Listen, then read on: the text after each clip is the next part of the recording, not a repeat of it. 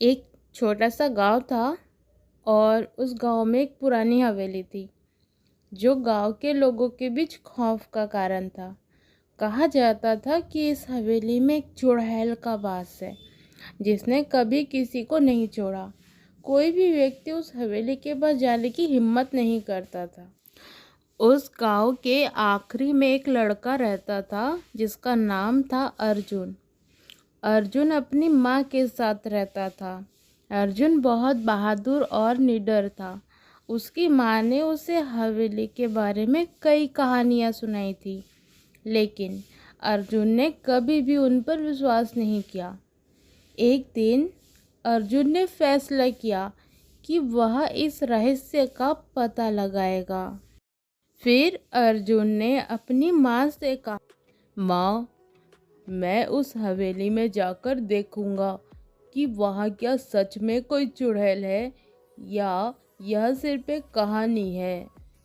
उसकी माँ ने उसे बहुत समझाया और डराया, लेकिन अर्जुन ने अपना मन बना लिया था कि वह हवेली जाकर रहेगा।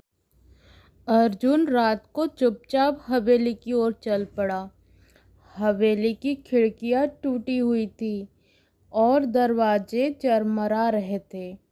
जैसे ही अर्जुन ने हवेली के अंदर कदम रखा, उसे ठंडी हवा का झोंका महसूस हुआ।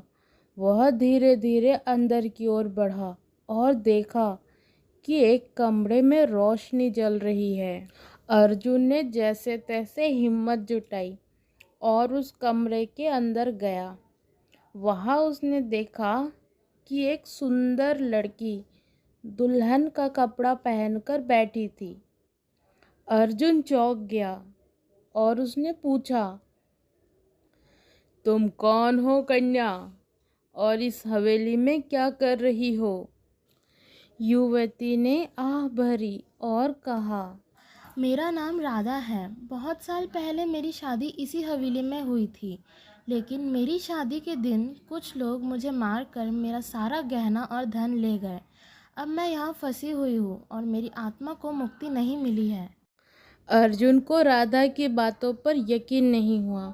उसने सोचा कि यह कोई चाल हो सकती है, लेकिन राधा ने उसे अपनी दुख भरी कहानी सुनाई और कहा, यदि तुम मेरी मदद कर सकते हो तो मेरी आत्मा को शांति मिल सकती है। तुम्हें उन लोगों को ढूंढना होगा जिन्होंने मुझे मारा था और मेरे गहने को वापस लाना होगा। अर्जुन ने मदद करने का वादा किया और गांव लौट आया। अगले कुछ दिनों में उसने गांव के बुजुर्गों से राधा की कहानी के बारे में पूछताछ की। उसे पता चला कि सचमुच राधा नाम की एक लड़की थी जिसकी हत्या उसकी शादी के दिन ही हुई थी।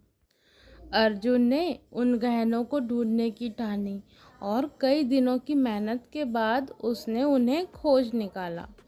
जब उसने गहनों को राधा की आत्मा को लौटाया तो राधा की आत्मा ने उसे धन्यवाद दिया और हवेली से निकल गई। हवेली अब डरावनी नहीं रही और गांव के लोगों ने अर्जुन की बहादुरी की सराहना की। इस तरह अर्जुन ने राधा की आत्मा को शांति दिलाई और गांव को एक पुराने डर से मुक्त किया।